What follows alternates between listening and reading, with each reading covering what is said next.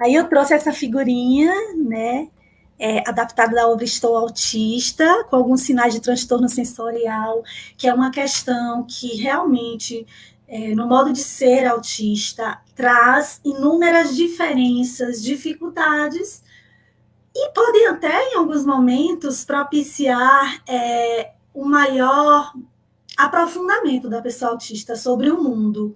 Imagine uma pessoa que sente demais. Eu até escrevi um livrinho infantil chamado O Menino que Sente Demais. Vou colocar algumas referências aqui embaixo para vocês. E ele fala de um menino que sente demais, que é autista. E as pessoas autistas, elas sentem de formas diferentes, mas em todas o processamento sensorial é diferenciado, é comprometido de alguma forma. Então, elas sentem mais ou menos dentro dos 5 sentidos, né, que nós conhecemos. Então, ela pode ouvir mais do que as outras pessoas, então, como se fosse mais alto do que as outras pessoas, ou menos alto. A maior parte dos autistas, segundo alguns estudos, tem mais hipersensibilidade sensorial auditiva. Muitas dificuldades alimentares de pessoas autistas está relacionado ao paladar da pessoa autista, que sente demais não só o gosto do alimento, mas também a textura do alimento na língua. Então, não é fácil você conseguir viver num mundo cheio de cheiros, de cores, de barulhos, e você sentir de forma diferente dos outros, não é? Então, por exemplo, como estudos mostram que a maior parte dos autistas ouvem demais, né? Então, uma das primeiras providências da escola é não promover tanto barulho, né? Por exemplo, no recreio colocar música muito alta ou fazer muitas atividades barulhentas, mas as coisas podem ser feitas, né, com uma altura menor, né, com nível de ruído menor, até porque muito ruído, um barulho muito alto, é considerado poluição, né, gente? A gente tem que pensar nisso também. Nós temos que ser coerentes nesse sentido. E a gente vê que nas escolas nem sempre se respeita as pessoas autistas nesse sentido, talvez pela falta de conhecimento de como é difícil ouvir demais, sentir demais, né? E aí eu coloquei aí essa figurinha, né? Os autistas podem, crianças autistas podem não gostar de cortar o cabelo, porque tá sentindo demais aquela tesoura, aquele tac-tac, aquele barulho, né? Pode tapar os ouvidos quando ouvir som alto, pode ser sensível a luzes, sensível à textura de alimentos, resistente ao toque, chorar ou se incomodar com etiquetas ou texturas de roupas, ter risco maior de tropeçar e bater em objetos, dificuldade de coordenação motora e apresentar pouca ou nenhuma reação a estímulos, até mesmo a dor ou ao quente e ao frio. Imagine como é perigoso uma criança que sente de menos, como ela pode se machucar e não pedir ajuda, nem manifestar aquele ferimento, né, aquele ferimento infeccionar. Então, são questões muito complicadas que fazem parte do mundo autista, né, da comunidade autística da qual eu faço parte, né? Bom, vamos falar agora da escala MCHAT. O que é a escala MCHAT? A proposta hoje é a gente refletir um pouquinho sobre uma forma da gente identificar características de autismo em crianças pequenas, para que os professores nas escolas de educação infantil possam estar aplicando, caso suspeitem, né, de autismo em alguma criança, esse questionário, né? Pode chamar a família, chamar a mãe ou o pai da criança, né, o principal cuidador, e conversar, olha, você já percebeu tal coisa? O que você acha de fazer algumas perguntinhas, usar um questionário que eu conheço, né? Que é usado para a gente detectar alguns sinais de autismo, né? O questionário é chamado o MCHAT, Modified Checklist for Autism in Toddlers, né? É uma escala modificada para identificação de autismo, porque o primeiro questionário precursor, né, do MCHAT foi o CHAT, né? E aí ele foi modificado e se tornou o MCHAT. O MCHAT ele foi validado nos Estados Unidos, né, na língua inglesa, mas ele foi adaptado aqui no Brasil. Ele, como eu falei, é um protocolo, né, uma escala, um questionário para a gente rastrear o autismo, né, de modo a tentar identificar alguns sinais do transtorno. Então, ele pode ser aplicado por pais, amigos de autistas, professores, enfermeiras, fonoaudiólogas, psicólogas, eu só falo gás, tá vendo? Enaltecendo as mulheres. Ou a dentista do autista, né? Então, por diversas pessoas que, junto com o cuidador, podem estar identificando algumas características. Então, essa escala não serve para dar o diagnóstico do autismo, ela serve para observar e validar a existência de algumas características que possam apontar a necessidade dessa criança ser avaliada por um neuropediatra ou psiquiatra. Tá? Então, os dois profissionais que podem emitir um laudo diagnóstico com o código do CID, né, da Classificação Internacional de Doenças, que pode ser usado para essa pessoa ser identificada como autista, pessoa com transtorno do espectro do autismo, certo? Esse instrumento ele foi elaborado para ser aplicado com crianças muito pequenas, entre 18 e 24 meses, né? 1 ano e meio, 2 anos, mas ela também é aplicada para crianças de até 3 anos e meio, 4 anos, né? Então, na educação infantil é um momento assim que dá para a gente trabalhar com esse questionário. Inclusive, em alguns municípios, a Câmara de Vereadores tem aprovado, né, leis que prevêem que professores de educação infantil apliquem o MChat com as crianças pequenas, né? Então, é importante a gente estar conhecendo esse instrumento, né? O MChat, como eu falei para vocês, ele foi traduzido do inglês para português, né? Num processo chamado tradução transcultural. É quando você, dentro do processo de pesquisa científica, você traduz e retraduz e traduz de novo um determinado instrumento que foi criado em outro país para que esse instrumento seja adaptado e adequado à nossa língua, né? E o modelo que foi usado foi o modelo proposto por Reitman e Moraes, né, numa obra deles, num artigo deles, e a primeira criadora do MChat foi a Diana Robbins. Essa proposta que eu vou estar apresentando hoje para vocês, ela foi traduzida por essas duas doutoras, né, professoras, Milena Fiuza Losapio e Milena Pereira Pondé, né, e elas realmente validaram esse questionário aqui na Bahia. Olha que legal. Como é que ele funciona? Né? Como é que o MChat funciona? Primeiro, como eu falei para vocês, para a criação do MChat, foi realizado um estudo de validação dessa escada nos Estados Unidos, com uma amostra de 1.122 crianças de 18 meses de idade, que fazia consultas pediátricas, né, de rotina, e essas pediatras aplicaram, e com outra amostra de 171 crianças que participavam de serviços de rastreamento precoce. Então, ele conseguiu ser considerado válido dentro dos critérios científicos. Tanto que ela é uma escala recomendada pela Sociedade Brasileira de Pediatria, e os pediatras eles devem utilizar uma escala para detectar o desenvolvimento da criança, para verificar se esse desenvolvimento ele está saudável, né, está dentro da faixa etária de idade. E um dos protocolos que podem ser usados pelos pediatras é o MChat, né? De acordo com o Estatuto da Criança e do Adolescente, né, o ECA, eu coloquei até errado aí no slide, perdão, pessoal, a Lei 133.438 de 2017 é obrigatória a aplicação do protocolo para acompanhar o desenvolvimento de crianças nos primeiros 18 meses. Então, como o MChat é um instrumento fácil, tanto professores quanto familiares, adultos, especialistas podem estar aplicando, tá? Ele é muito simples, ele consiste em 23 questões de sim ou não.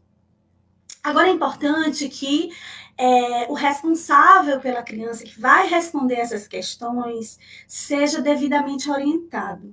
Como assim, Gisele? A gente precisa deixar claro, olha só, eu vou fazer algumas afirmações aqui para você, né, algumas perguntinhas, e você vai ter que me responder sim ou não.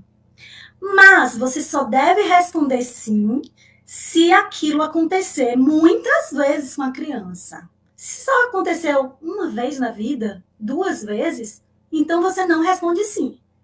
Então, mas se acontecer mais de 50%, 70% das vezes, já aconteceu muitas vezes, aí você responde sim, tá bom? A gente precisa orientar bem, porque a gente pode falhar até na aplicação de um questionário, né? É importante que a gente tome todas as precauções e orientações daqueles que estão participando, né?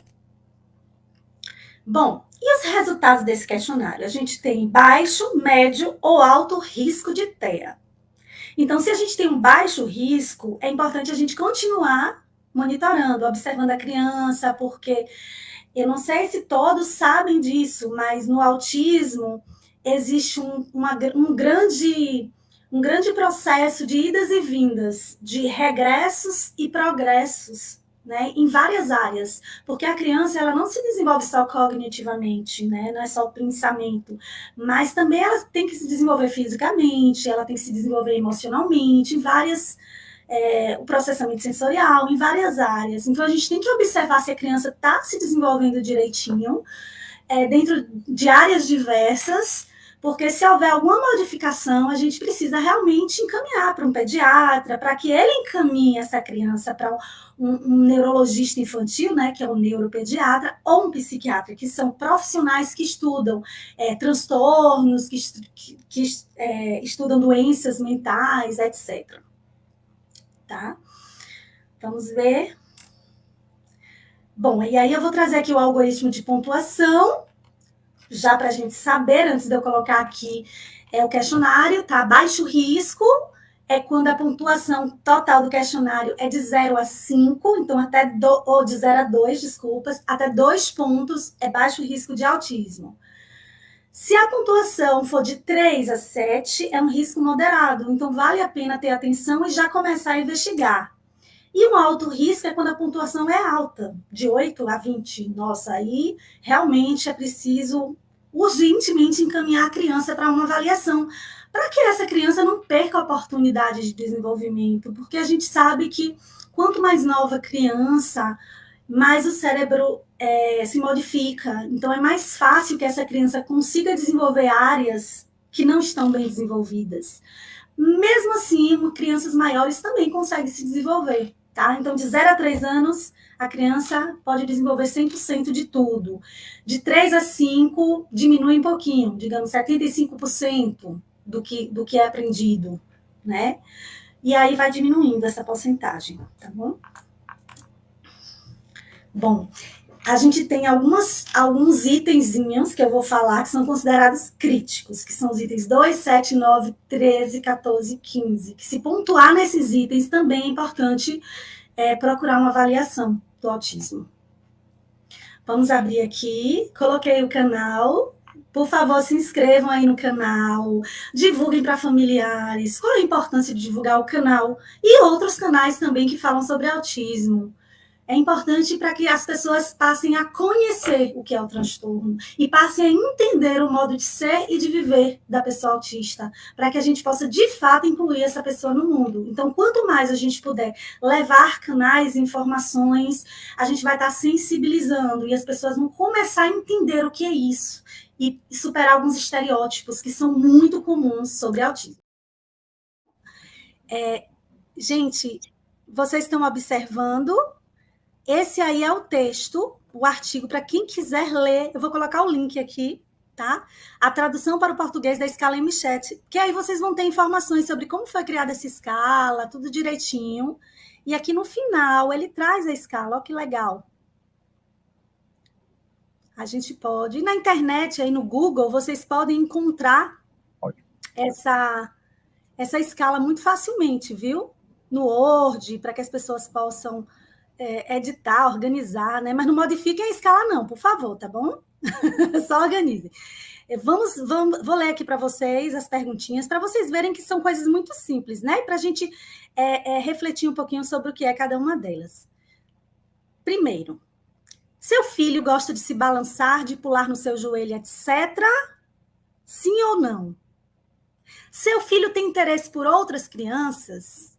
Lembra do que eu falei para vocês? A gente só marca sim se a criança, muitas vezes, frequentemente, tem interesse por alguma criança.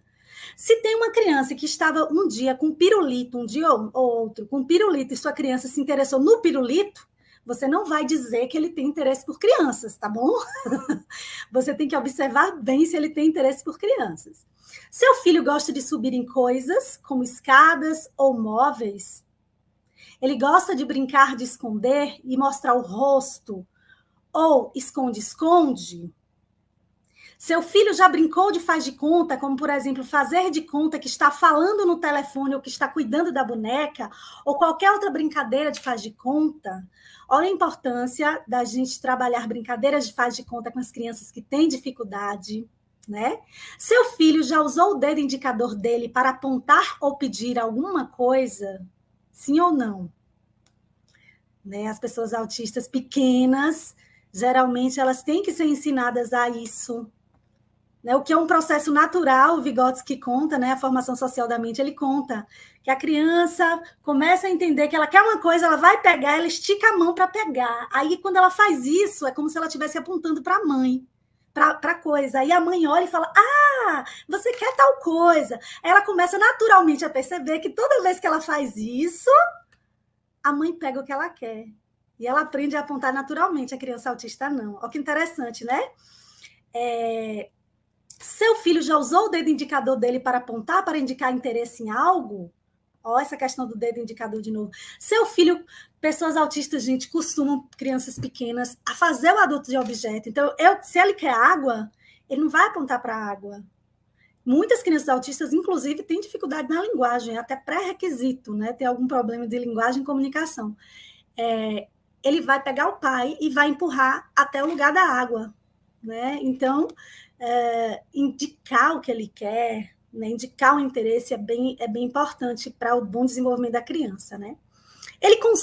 Seu filho consegue brincar de forma correta com os brinquedos pequenos, exemplo, carros ou blocos, sem apenas colocar na boca, remexer no brinquedo ou deixar o brinquedo cair? Pessoas autistas costumam brincar de forma inapropriada. Eu tenho até um vídeo de Geraldinho virando a bicicleta, ao contrário, ele muito pequenininho e rodando, girando a rodinha e girando o pedal. Aí eu coloquei a bicicleta certinha, ele foi lá e derrubou a bicicleta de novo, né? Deixa eu ver o que mais. O seu filho alguma vez trouxe objetos para você, para lhe mostrar esse objeto? Ele compartilha a atenção com você? Você mostra uma coisa e ele vai olhar para o que você mostrou? Ele lhe mostra algum objeto? O seu filho olha para você no olho por mais de 1 segundo ou 2? Lembra que eu falei para vocês que pessoas autistas sentem incômodo em olhar nos olhos por muito tempo? A questão do tempo é importante, né? O seu filho já apareceu muito sensível ao barulho? Olha a questão do processamento sensorial, né?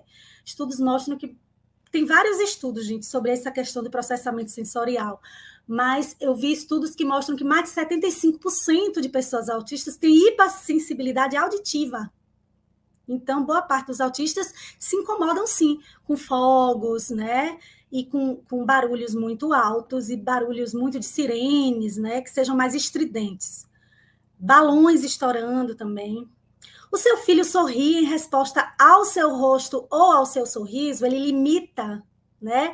E ele entende a tua emoção e ele corresponde à tua emoção. Lembrem da reciprocidade? Pessoas autistas, pela dificuldade na teoria da mente, têm dificuldade de entender as emoções, sentimentos, intenções do outro. Então, se ele te corresponde à tua reciprocidade, é um bom sinal, tá? De bom desenvolvimento. Gente, mas as crianças autistas que têm todas essas dificuldades podem se desenvolver e essas dificuldades podem ser trabalhadas. Por quê? Porque as áreas cerebrais que estão com um defeito, digamos assim, que estão funcionando de forma inadequada, elas podem ser bem estimuladas e essa criança pode diminuir, inclusive, as dificuldades de processamento sensorial. Né? Tem alguns trabalhos na terapia ocupacional, chamado trabalhos de integração sensorial, que eles trabalham muito, inclusive com outros sentidos que a criança tem, né? Que não são esses 5 que a gente costuma trabalhar, tá? Seu filho já sabe andar, né? Lembra da questão da motricidade, que muitas vezes tem dificuldade motora, né? O seu filho olha para as coisas que você está olhando, isso é atenção compartilhada. Ele consegue compartilhar com você a atenção em alguma coisa, né? O seu filho faz movimentos estranhos com os dedos perto do rosto dele, gente, isso é uma estereotipia, tá? Estereotipia.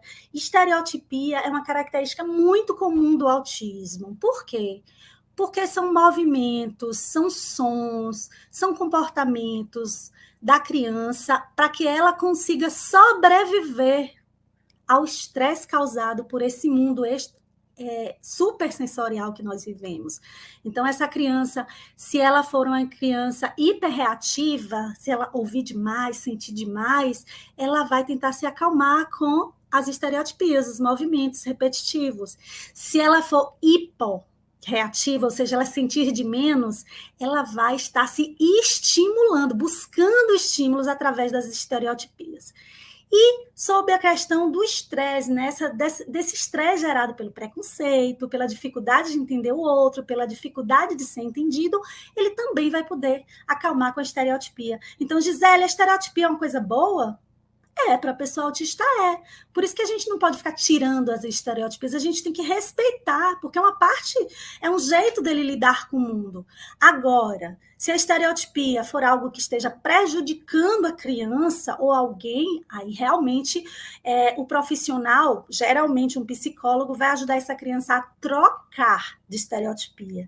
Ou seja, ao invés de bater sua cabeça na parede, você faz uma outra coisa, você mexe um chocalho, você bate palmas, você faz outra coisa, mas você não vai bater sua cabeça na parede, né? E geralmente isso é feito por meio de terapia ABA, terapia cognitivo-comportamental, né? Algumas terapias lá da psicologia, tá bom? Lembrando, eu não sou psicóloga, tá, gente? São conhecimentos de estudos, de colaborações e tal. Bom, o que mais? O seu filho tenta atrair sua atenção para a atividade dele, né? Ele compartilha isso com você, ele tenta se comunicar com você, ele tenta interagir com você. Essa busca de interação é uma coisa que a pessoa autista até tenta, ele até quer interagir, mas ele não sabe como. Então, geralmente, ele se frustra e ele para de tentar interagir, né? E a pessoa tenta interagir com ele, como ele não entende, a pessoa também se frustra e para de tentar interagir. Então, a gente não pode desistir da interação com pessoas autistas, sempre respeitando o modo de ser daquela pessoa. Por exemplo, tem pessoa autista que ama abraçar, tem outras pessoas que não amam abraçar. Então, eu não sei, eu pergunto, posso te dar um abraço? Você gosta? Conversa com a pessoa. Se for muito pequenininha, a gente observa, né? Porque a gente também não pode ser intrusivo e desrespeitar o espaço do outro, né? Você alguma vez já se perguntou se seu filho é surdo? Né? As pessoas autistas não ouvem, Gisele? Sim, elas ouvem. A questão é que elas se concentram em outras coisas. Eu gosto de chamar isso de audição seletiva, porque ele pode não ouvir quando a mãe fala, fulano, faz tal coisa, mas se você falar, fulano quer um picolé, aí ele quer, né? Uma coisa que ele gosta, ele quer, ele ouve. Por isso que, geralmente, os médicos, eles passam o teste do Bera, né, para ver se a criança ouve bem, né, para ver se não tem alguma questão de deficiência auditiva. O seu filho entende o que as pessoas dizem, ou seja, ele tem facilidade de entender o outro, o que o outro quer dizer, a linguagem, os códigos, as emoções do outro, né? O seu filho, às vezes, fica aéreo, olhando para o nada ou caminhando sem direção definida, ou seja, ele começa a se concentrar em coisas muito específicas, que a gente chama muito de hiperfoco, ele fica hiperfocado em alguma coisa. As pessoas autistas gostam eles se apegam aos detalhes, ao que é menor, ao que chama a sua atenção. Então, muitas vezes, um aluno autista ele pode ficar muito bom em uma determinada matéria se ele gostar de um determinado assunto daquela matéria, né? Porque isso vai motivá-lo e ele vai querer prestar atenção naquelas aulas, ele vai querer ler sobre aquilo, e às vezes vai ficar até meio chato, só querendo falar sobre aquilo, tá? Eu falo isso por experiência própria, porque maridão, quando quer falar sobre uma coisa, só quer falar sobre aquilo. Aí eu tenho que dizer, porque ele é adulto, né? Não é criança, e eu tenho que dizer, às vezes de uma forma como esposa, mas amor, não, ninguém merece, não aguento mais essa conversa, vamos mudar de assunto. Né? Então, o que mais? Seu filho olha para o seu rosto para conferir a sua reação quando vê algo estranho, ou seja, ele compartilha aquilo, ele interage com você, ele se comunica. Então, tudo isso é bem importante, tá bom, pessoal? Então, vocês vão fazer essas respostas aqui, vão ver o sim ou não, e a gente confere, né, de acordo com um quadrozinho. E aí, nesse quadrozinho, o que for, o que tiver no quadro não, se for igual à resposta da criança, você conta um ponto. Se for diferente, você não conta, tá? E aí, dessa forma, você vai ter o seu resultado, você vai somar o seu resultado, e naquele resultado, se der mais de 3 pontos, ele tem grandes chances de ser autista. Aqui é o momento, esse quadro, você vai utilizar no momento que você vai conferir as respostas da pessoa, do cuidador da pessoa autista ao questionário MChat, tá bom? Então, você vai observar essas respostas que estão aí nesse quadro. Então, observe, resposta 1, não. Se a resposta dada pelo cuidador foi não, você bota um ponto aí do lado e vai somando os pontos, até você somar tudo e ver o final. Se a resposta for sim, você não soma. O 2 é não. Se a resposta for igual, né, você soma um ponto. Se não for, você não soma. E assim, sucessivamente, tá? Então, as respostas, elas têm que corresponder a essas que estão aí. Não correspondendo, você não soma. Se corresponder, você soma um ponto. No final, se você tiver de 0 a 2 pontos, essa criança tem baixo risco de ser autista, né? Se tiver, deixa eu pegar aqui, para a gente relembrar. Se tiver de 3 a 7 pontos, essa criança tem um risco moderado de ser autista. Se tiver de 8 a 20 pontos, ela vai ter um alto risco de ser autista. Agora, atenção, se essa criança pontuar nos itens 2, 7, 9, 13, 14, 15, você observa com mais atenção a situação da criança, porque são itens considerados críticos, né, que indicam o autismo.